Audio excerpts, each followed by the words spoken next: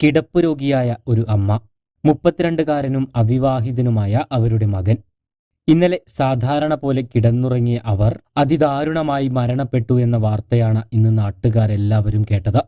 ഇന്ന് രാവിലെ 6:30 അതുവഴി പോയ അയൽവാസിയാണ് ആ ദാരുണ സംഭവം കാണുന്നത്. ഉടനെ തന്നെ സംഭവ സ്ഥലത്തേക്കെത്തിയ അദ്ദേഹം കണ്ടത് ഒരു കൈ മാത്രം പുറത്തു കിടക്കുന്ന നിലയിലാണ്.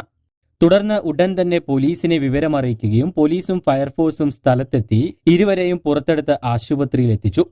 പക്ഷേ അപ്പോഴേക്കും 2 പേരുടെയും ജീവൻ നഷ്ടമായിരുന്നു. ഓരോ ദുരന്തങ്ങളും ഏറെ സങ്കടം നൽകുന്ന ഒന്നു തന്നെയാണ്.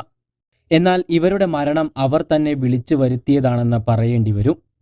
കാരണം പരിസരവാസികളും നാട്ടുകാരുമെല്ലാം ഈ ദുരന്തത്തെക്കുറിച്ച് മുന്നറിയിപ്പ് നൽകിയതാണ്. പക്ഷേ അവരതെല്ലാം അവഗണിച്ചു എന്ന് പറയാം. ഇന്നലെ രാത്രിയുണ്ടായ കനത്ത മഴയിൽ വീടിന്റെ ഭിത്തി തകർന്നു വീണാണ് ഇരുവരും മരണമടയുന്നത്. എന്നാൽ ഈ ഭിത്തി നിന്നിരുന്നത് ഏത് നിമിഷവും പൊളിഞ്ഞു വീഴും എന്ന നിലയിൽ തന്നെയായിരുന്നു.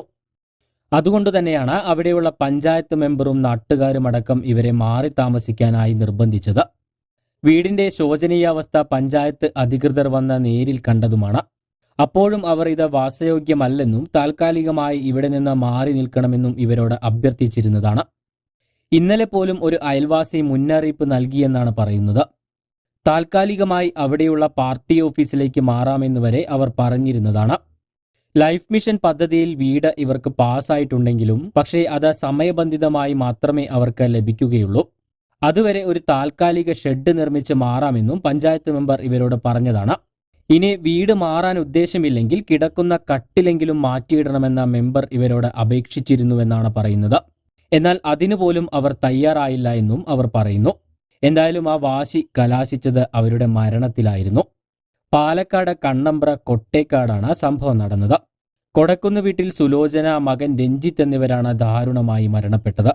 രഞ്ജിത്ത് സ്വകാര്യ ബസ്സിൽ കണ്ടക്ടറായി ജോലി ചെയ്യുകയായിരുന്നു. എന്തായാലും ഏറെ വേദനിപ്പിക്കുന്ന ഒരു ദാരുണമായ സംഭവം തന്നെയാണിത്. കൂടുതൽ വാർത്തകൾക്കും വിശേഷങ്ങൾക്കും ചാനൽ സബ്സ്ക്രൈബ് ചെയ്യാൻ മറക്കരുത്.